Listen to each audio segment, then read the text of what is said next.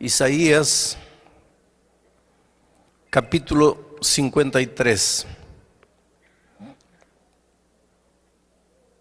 Vamos a leer a partir del versículo 4. ¿Quién ha creído a nuestro anuncio?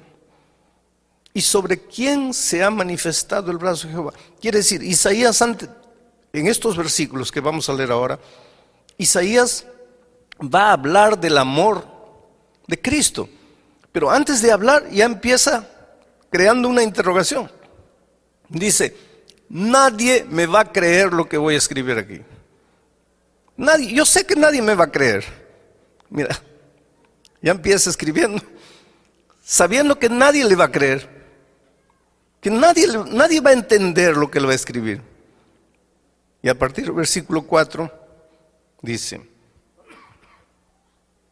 ciertamente llevó Él, y está hablando de Jesús, nuestras enfermedades, sufrió nuestros dolores, y nosotros le tuvimos por azotado, por herido de Dios y abatido. Pero Él, herido fue por nuestras rebeliones, molido por nuestros pecados. El castigo de nuestra paz fue sobre Él, y por su llaga fuimos nosotros curados. Todos nosotros nos descarriamos como ovejas, cada cual se apartó por su camino, pero Jehová cargó en Él, en Jesús, el pecado de todos nosotros. Angustiado Él y afligido, no abrió su boca. Como cordero fue llevado al matadero, y como oveja delante de sus trasquiladores enmudeció y no abrió su boca. Yo estaba estudiando un día este texto con un judío, y cuando le di mi interpretación del texto, diciendo que aquí este texto estaba hablando de Jesús, del Mesías, porque ellos esperan un Mesías. El pueblo judío espera al Mesías todavía, porque para ellos el Mesías vendrá victorioso, glorioso, libertador. Ellos no pueden entender que el Mesías haya venido humilde, siervo, para morir, porque ellos esperan un Mesías político. Ellos no aceptan un Mesías espiritual. Y cuando yo le di la interpretación de este texto, él me dijo, pastor, esa interpretación que usted hace de este texto es una interpretación inmoral. Y yo le pregunté, pero ¿por qué inmoral? La palabra inmoral es muy fuerte. Me dice, porque que un malo muera por lo que hizo, eso es justo, eso es moral. Pero que un bueno que no hizo nada muera por un malo, eso es inmoral. Y puede ser, querido, desde el punto de vista humano, la muerte de Cristo en la cruz del Calvario no fue justa, fue inmoral. Pero Dios te amaba tanto que el Señor Jesucristo padeció la más o la peor de las injusticias que alguien pudiese haber sufrido. El día que tú entiendas lo que Jesús hizo por ti en la cruz del Calvario, no te va a quedar otro camino sino apasionarte por Cristo. Porque a veces tú no amas a Jesús porque no has entendido su amor. Te voy a contar una historia. Cuando era muchacho y estudiaba en el colegio, yo estudié en un colegio con internado. El internado de chicas y el internado de varones. Y un compañero mío, estábamos ya en el segundo, tercer año de teología. Un compañero mío, muy tímido. Esta es una historia linda, del amor de la chica más linda del colegio, con el muchacho más feo del colegio. ¿Ya viste una chica linda? Multiplica por 10, esa chica era así, linda. ¿Ya viste un muchacho feo? Multiplica por 10, ese muchacho era así de feo. Pero era, además de feo, tímido, miedoso. No hablaba con nadie, pero muy bueno, honesto, trabajador, luchador, un grande colportor. En los veranos iba, trabajaba en las minas, vendía libros, ganaba dinero, volvía para estudiar.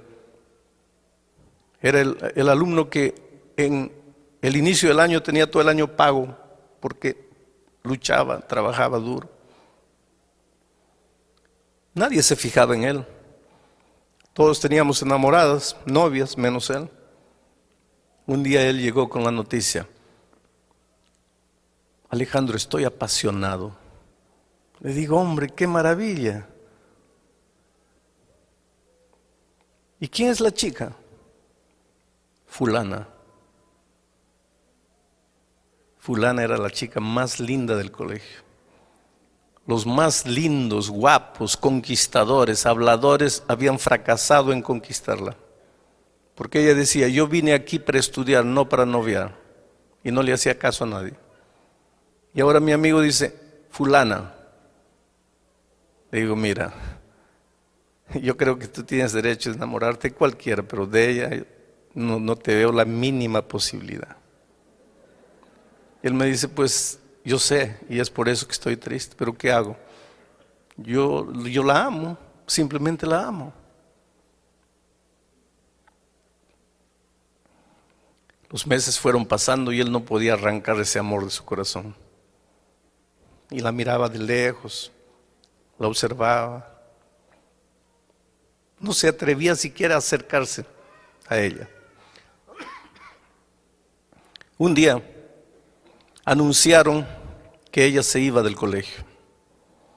Estaba debiendo 3 meses la mensualidad, no podía pagar, parece que la familia estaba atravesando dificultades. Ella se iba del colegio. Y cuando este muchacho se enteró que ella se iba porque estaba debiendo, se fue al gerente de la institución y le dijo así, miren, yo tengo todo el año pagado. Quien se va a ir de la universidad soy yo, me voy. Y con el resto del año que yo tengo pagado para mí, quiero pagar la cuenta a la chica. El gerente le dijo, pero ¿por qué? El dinero es mío y yo quiero hacerlo. Solo quiero una cosa, no le digan a ella que yo fui. Díganle que el colegio le está dando una beca, cualquier cosa, pero no quiero que ella sepa lo que yo hice. El muchacho se quedó un tiempo más sufriendo. La chica se quedó. Ahora estaba pago. El muchacho estudió un poco más. En poco tiempo se iría a seguir colportando. Un día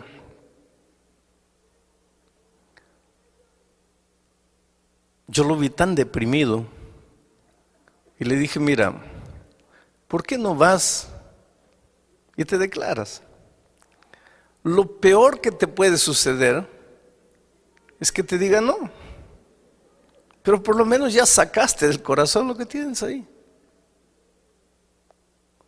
Y él me hizo caso y fue y se declaró. Y ella lo trató tan mal, tan mal.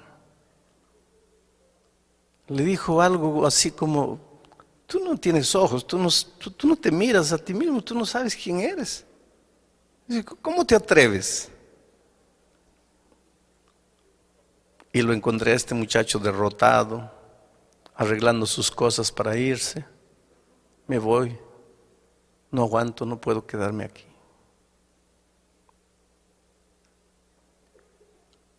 Un día me encontré con la chica. Le dije, mira, tú tienes el derecho de decir sí o no a cualquiera, pero creo que no tienes el derecho de tratar mal a las personas.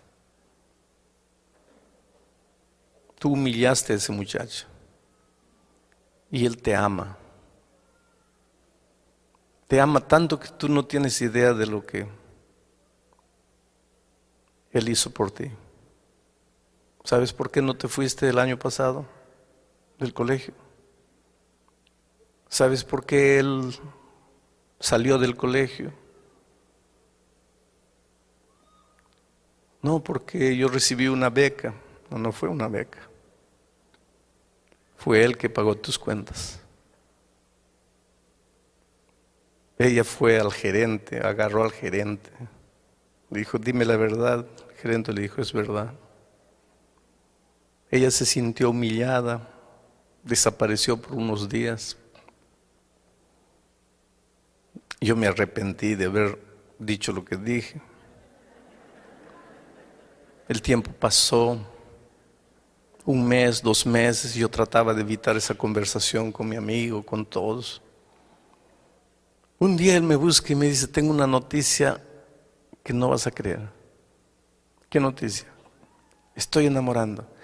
Bueno, gracias a Dios, ya te libraste del otro sentimiento. No, estoy enamorando con ella. Le digo, no puede ser. Sí. Un día me encontré con ella. Le pregunté, ¿es verdad que estás enamorando con él? Sí. Pero tú no lo amas. Ella me dice, no, yo no lo amaba. Y cuando yo supe la verdad, yo lloré, me sentí humillada, me sentí mal. Pero después el tiempo fue pasando y comencé a pensar, ¿quién en esta vida sería capaz de hacer por mí lo que él hizo? Sin siquiera querer que yo sepa. ¿Quién podrá amarme en este mundo más que ese muchacho? Y un día pensé para mí misma, ¿cómo tendría el valor de no amar a alguien que me ama tanto? Y se casaron y fueron felices. ¿Cómo tendría el valor de no amar a alguien que me ama tanto?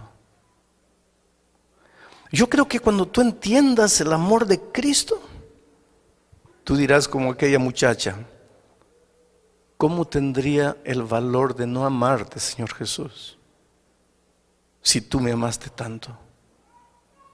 El problema es que a veces tú no entendiste lo que es el amor de Dios, y te lo voy a probar de alguna manera esta noche.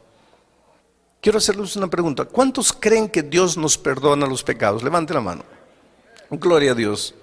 ¿Qué sería de nosotros si no tuviésemos esa esperanza, no? La maravillosa esperanza del perdón. Solo que cuando ustedes levantaron la mano, ustedes estaban pensando en un tipo de perdón que para Dios no existe. Ustedes estaban pensando en el tipo del perdón humano. Y tú vas a preguntar, pero pastor, ¿cuál es la diferencia? Te voy a explicar la diferencia. Yo tengo un muchacho, un hijo, y aquí hay un vaso de cristal, finísimo, una raridad. Y le digo, hijito, no toques. Abro paréntesis. Padres queridos, enseñen a sus niñitos desde que están gateando a no tocar lo que no tienen que tocar. Si ustedes quieren enseñarle eso cuando son adolescentes, ya es demasiado tarde. No es porque pequeñito, déjalo tocar, déjalo pobrecito, no sabe lo que hace. No, nunca vas a ver lo que hace si tú no colocas límites desde cuando ellos todavía no aprendieron a raciocinar. Límites, la vida está hecha de límites. No te dejes llevar por la corriente frívola, vacía, hueca de este siglo que no conoce límites. Cierro paréntesis. Le digo a mi hijo, no toques esto. Hago un trato con él. Mira, hijito, si yo te veo tocando esto, mira, vas a recibir una palmada en la mano.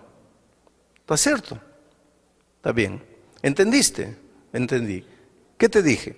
Que si yo toco, recibo una palmada. Entonces, ¿estamos claros? Estamos. Me voy. 3 días después vuelvo y lo encuentro a mi hijo no solo tocando, sino destruyendo el vaso de cristal. Y cuando él me ve, ya sabe que nosotros teníamos un trato. Cuando Él me ve, inmediatamente sus ojitos se abren asustados y salen de su boca 3 palabras, 2 palabras: Padre o Papá, perdóname. Cuando Él dice Papá, perdóname, ¿qué es lo que está queriendo decir?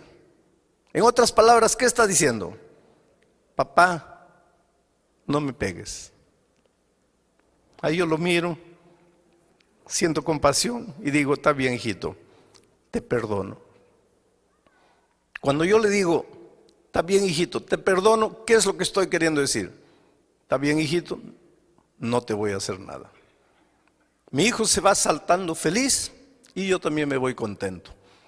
¿Perdoné a mi hijo, sí o no? Claro, perdoné.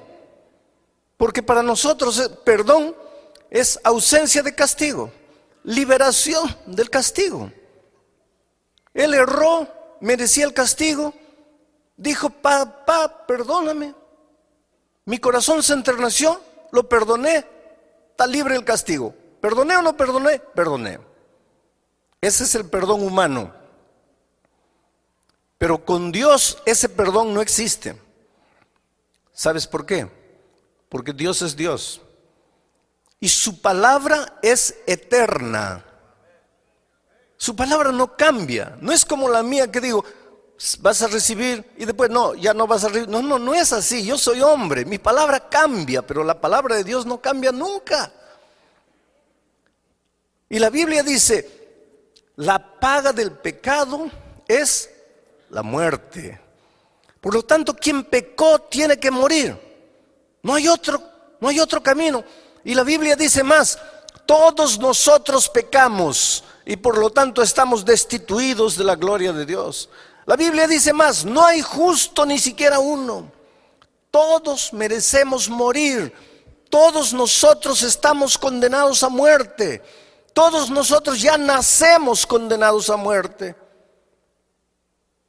Pero no queremos morir. Nadie quiere morir.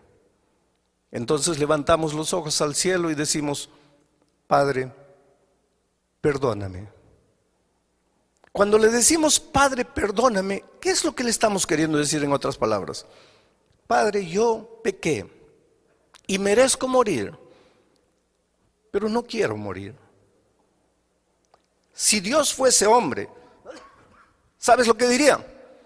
Ah, ¿no quieres, hijito? Entonces está bien, hijito, puedes irte, ya estás perdonado. Si Dios fuese hombre, haría eso. Pero Dios no es hombre. Dios es Dios. Y su palabra es eterna. Y si dice que el salario del pecado, la paga del pecado es la muerte, entonces la paga del pecado es la muerte. Y por otro lado, el enemigo de Dios está bien atento a lo que va a hacer Dios. Porque si Dios le dice al hombre: pecaste, pero estás libre, viene el enemigo y dice: espera un poco, ¿qué dice tu palabra? El salario del pecado es la muerte. Él pecó, ¿por qué lo estás dejando ir? Por otro lado, si Dios hace que el hombre muera como consecuencia de su desobediencia, viene el diablo y dice: qué abusivo eres, pobrecito, solo porque es una cosita. Parece que el diablo lo agarra a Dios entre la espada y la pared. Si Dios hace una cosa, está mal. Si Dios hace la otra cosa, está mal. ¿Qué hace Dios? Ahí entra el amor maravilloso de Cristo. Porque Dios quiere perdonar al ser humano. Dios quiere que el hombre no sufra la consecuencia de su desobediencia cuando él se arrepiente, cuando él reconoce que está en pecado.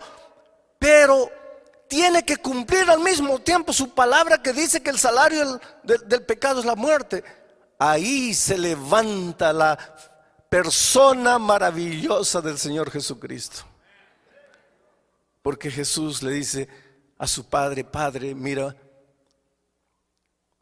antes de que el hombre sufra las consecuencias de su desobediencia, porque todos pecaron y están destituidos de la gloria de Dios.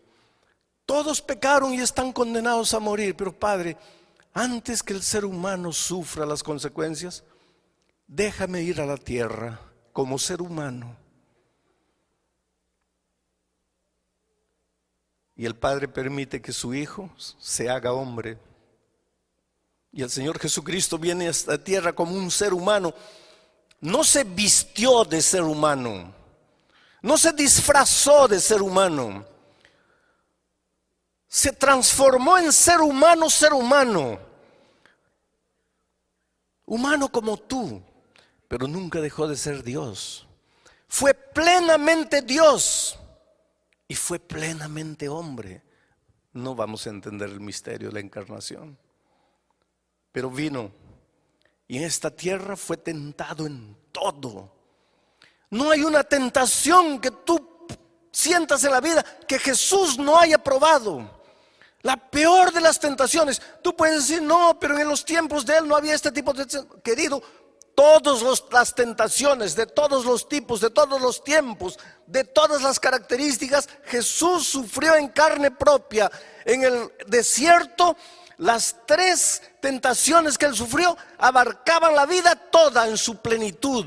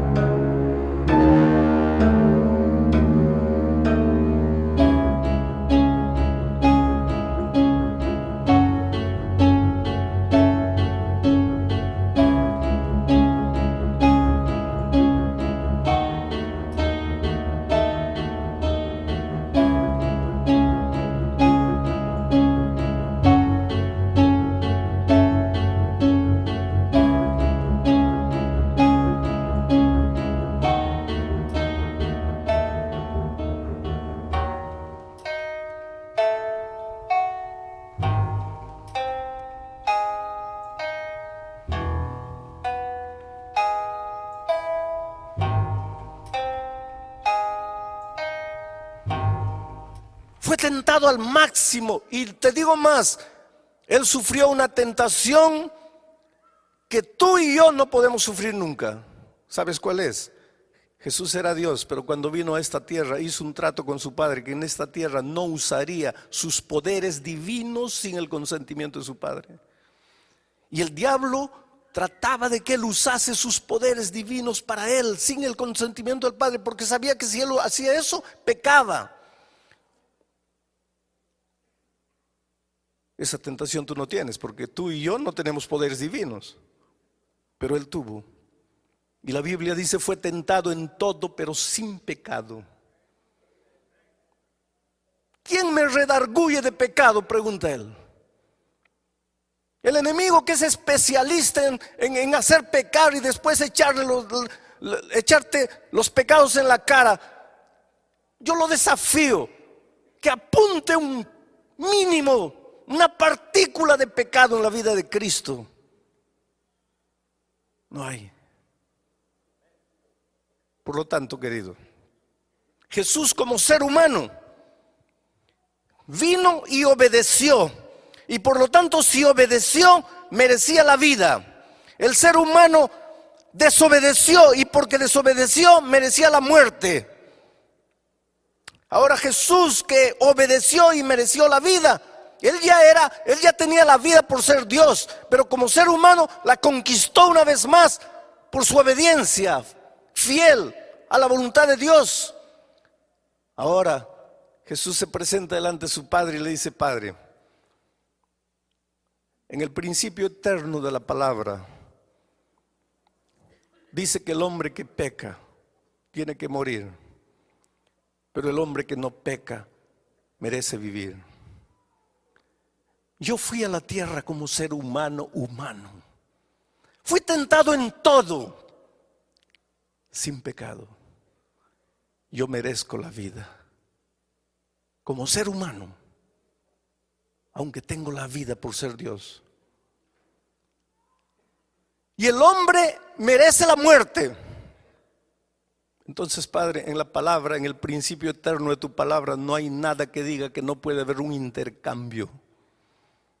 Entonces la vida que yo conquisté porque obedecí, se la quiero entregar al ser humano. Y la muerte que el hombre merece porque desobedeció, la voy a tomar yo para mí. Y fue eso lo que sucedió en la cruz del Calvario. Un intercambio de amor. Pero qué fácil es decir: Jesús murió en la cruz del Calvario por mí. Oh, querido, yo quiero que entiendas una cosa. Jesús no era un loco suicida que tenía ganas de morir, no. Jesús era un ser humano, tan humano como tú y como yo. Él tenía instinto de conservación, él no quería morir. Él era un ser humano completo, así como nosotros. Él tanto no quería morir que en la noche del Getsemaní lloró y sudó sangre.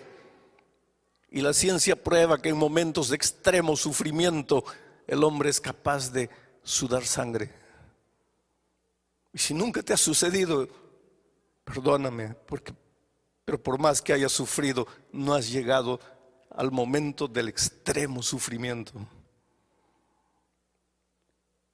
Él tenía tanto miedo de morir que aquella noche le dijo a su padre: Padre, pasa de mí este cálice. ¿Sabes lo que le estaba diciendo? Oh Padre, yo sé que mañana tengo que morir. Yo acepté eso. Tengo que morir, porque si yo no muero, va a morir la raza humana. Y yo amo al ser humano y no quiero que mueran. Y aunque yo tengo miedo de morir, yo acepto la muerte. Pero si tú pudieses hacer otra cosa para salvar al hombre sin que yo muera, oh Padre, yo me sentiría feliz, pero que sea hecha tu voluntad y no la mía. Y yo imagino que ángeles vinieron del cielo y le dijeron: Señor, si quieres, el Padre nos mandó, vamos de vuelta. Y yo te digo una cosa: hubo un momento, y tal vez tú nunca pensaste en eso, hubo un momento en que en las manos de Jesús estaba tu vida o tu muerte. Mi vida o mi muerte eterna en un momento estaba en las manos de Jesús aquella noche. Y yo no sé por qué me amó tanto, pero me amó y me ama. Y aunque tenía miedo de morir, aceptó morir. Para que entiendas mejor este asunto del intercambio, quiero que pienses en lo que pasó con la muerte de Cristo. Había un delincuente famoso llamado Barrabás. el peor de los delincuentes de aquel tiempo. La policía lo buscaba, la sociedad tenía miedo de él y unos días antes de la muerte de Cristo lo aprendieron, lo juzgaron y lo condenaron a la muerte de cruz. La muerte de cruz era la peor de las muertes. ¿Saben por qué? Porque era una muerte sanguinaria, era una muerte fría, calculada, premeditada. La muerte de cruz era preparada para hacer sufrir, porque clavaban al hombre en una cruz, lo clavaban en las manos y en los pies. Esa no era una muerte para matar instantáneamente, porque si le clavasen en el corazón o en la mente, todavía. Pero no, lo clavaban en las manos y en los pies. ¿Quién muere porque le clavan las manos y los pies? Nadie. Y después levantaban la cruz y el hombre se quedaba colgado ahí, sangrando. La ley decía que nada podía dársele de comer, nada podía alcanzársele a no ser un poco de vinagre en una estopa y pasarle por los labios. Ahí estaba el hombre, colgado en la cruz. De día el sol caliente de aquellas tierras lo quemaba. La sangre chorreaba, se secaba en sus brazos, las moscas venían, él clavado, no podía moverse. En la noche, el viento helado de la montaña lo castigaba como un latigazo. Al día siguiente, el sol de nuevo lo quemaba. A la noche siguiente, el látigo del frío de nuevo lo castigaba. Dependiendo de la resistencia física del delincuente, podía quedar un día, 2 días, 3 días, 4 días, 5 días. Llegaba un momento, porque la ley decía que solo podía ser sacado de la cruz cuando hubiese muerto, pero llegaba un momento en que el delincuente miraba y decía: por favor, mátenme, acaben con mi sufrimiento, no aguanto más. Y ese era el momento de la venganza de la sociedad. Nos hiciste tanto mal, nos hiciste sufrir, ahora muere. Siente el gusto de lo que hiciste con tanta gente inocente. Los peores asesinos, los peores delincuentes merecían eso. Y Barrabás fue condenado a ese tipo de muerte. Mandaron llamar al carpintero porque había que preparar una cruz con las medidas del delincuente. Porque si el delincuente midiese 2 metros, ¿cómo lo iban a clavar en una cruz de 1,50? Entonces llamaron al carpintero. El carpintero tomó las medidas de Barrabás, tanto de largura, tanto de altura, etc. Fue, trabajó con la madera, seguramente colocó el nombre abajo: Barrabás, cruz de Barrabás. Llevó, recogió su dinero y se fue. Perdonen.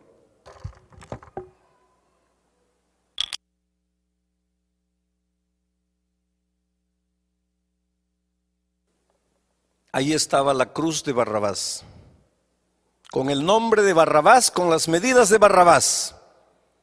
Y ahí estaba Barrabás para ser crucificado en esa cruz. Merecía la cruz. Pero 2 días antes, los judíos prendieron a Jesús y lo juzgaron. Un juicio mentiroso, un juicio injusto. ¿Casualidad? No. Por tras de todo eso estaba el amor maravilloso de Cristo por nosotros. Fue condenado a la peor de las muertes, a la muerte de cruz. Pilato no quería que Jesús muriese. Trató de defenderlo. Ustedes conocen la historia. Él pensó: ya sé cómo lo voy a defender. Mañana es fiesta y en las fiestas como estas soltamos un preso. Voy a colocar a Jesús, pero voy a pedir al pueblo que escoja con otro preso. Voy a escoger al peor de los presos, a Barrabás, y con toda seguridad la gente va a querer que libere a Jesús y que matemos a Barrabás, y yo me lavé las manos y Jesús está libre. Y al día siguiente, ustedes conocen la historia, ahí fue Pilato y dijo: en ocasiones como esta libramos un preso. Aquí está Barrabás y aquí está Jesús. Barrabás, que mató a tanta gente; Jesús, que no hizo nada. ¿A quién quieren ustedes que suelte? Y y Pilato casi enloqueció cuando escuchó del pueblo decir: suelta a Barrabás, crucifica a Cristo. Pilato no podía entender. Entró desesperado para el palacio. Vinieron los guardias, le sacaron las esposas a Barrabás.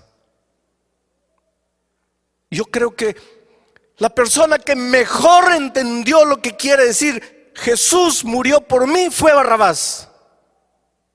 Porque cuando se vio libre, yo imagino que Barrabás se comenzó a golpear la cara. Pensó: ¿qué pasa? Estoy despierto, estoy soñando, ya morí. ¿Qué pasa conmigo? Yo, Barrabás, estoy libre.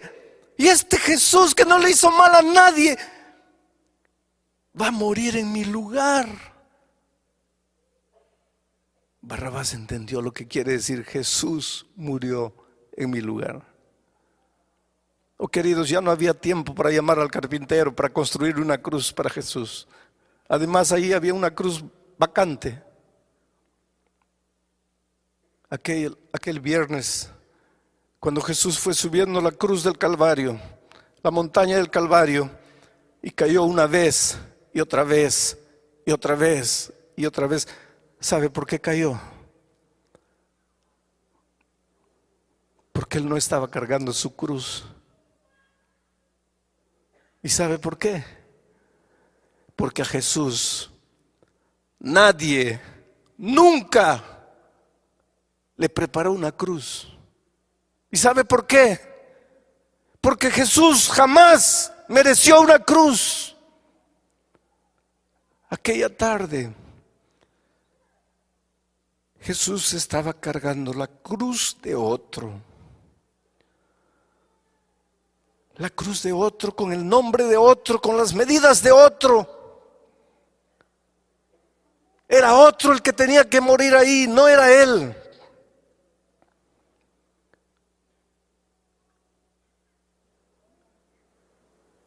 Llegaron al topo de la montaña, colocaron la cruz en el suelo, extendieron el cuerpo de Cristo, lo clavaron, lo levantaron. Con el peso de su cuerpo, sus carnes se rasgaron. En ese momento el velo del templo se rasgó. La oscuridad envolvió a la ciudad de Jerusalén.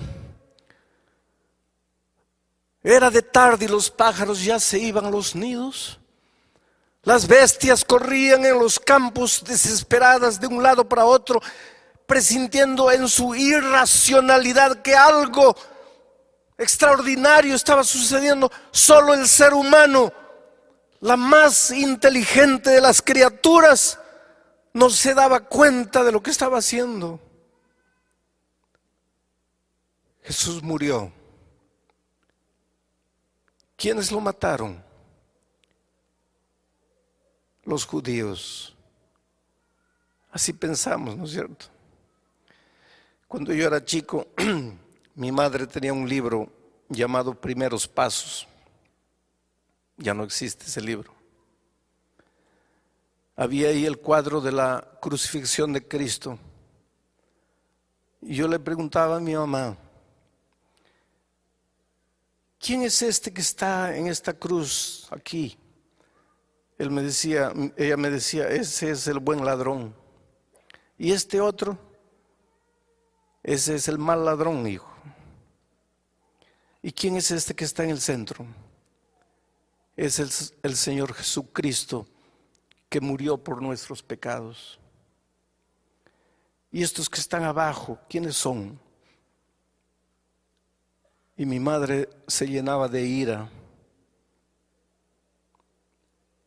y me decía: hijo, esos son los perros soldados que mataron a Cristo. Y toda mi vida crecí pensando que fueron los soldados que mataron a Cristo. Hasta que un día, echado en mi cama, mirando al techo, pensando en mis errores, en mis faltas, en mis desatinos, pidiendo perdón a Dios, me di cuenta que no fueron los soldados que mataron a Cristo. Fui yo. Era la única manera de salvarme. No había otra. Porque cada vez que me arrodillo para decirle, Dios mío, perdóname, ¿sabe lo que le estoy diciendo? Dios mío, no quiero morir. Y si Dios fuese hombre, me diría, está bien, estás libre. Pero Dios no es hombre, es Dios, su palabra es eterna. Y me dice, hijo, pero está escrito, la paga del pecado es la muerte y tú pecaste. Señor, pero no quiero morir. Entonces solo hay un camino. ¿Cuántas veces conté la historia del pastor H.M.S. Richard, que fue el fundador del programa de La Voz de Profecía aquí en los Estados Unidos? Él cuenta que cuando era joven, cuando él era adolescente, le gustaba robar las manzanas del vecino en la chacra. Y un día la vecina se quejó y la mamá tomó una vara verde y le mostró la vara al hijo y le dijo, mira hijo, ¿estás viendo esta vara? Si la vecina vuelve a quejarse, ¿estás viendo la vara? Te voy a dar 5 veces con esta vara en las espaldas. ¿Me estás escuchando? Sí, mamita. ¿Qué te dije? Que si vuelvo a robar las manzanas me das 5 veces. Entonces está claro, está claro. Pasó un día, 2 días, una semana, 2 semanas. Las manzanas estaban más lindas que nunca, más rojas, bonitas. La tentación es así.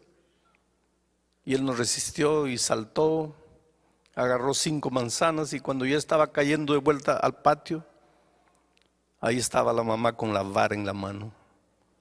Las manzanas rodaron y él se quedó asustado mirando a la madre y le dijo, mamita, perdóname. ¿Qué estaba queriendo decir? No me des.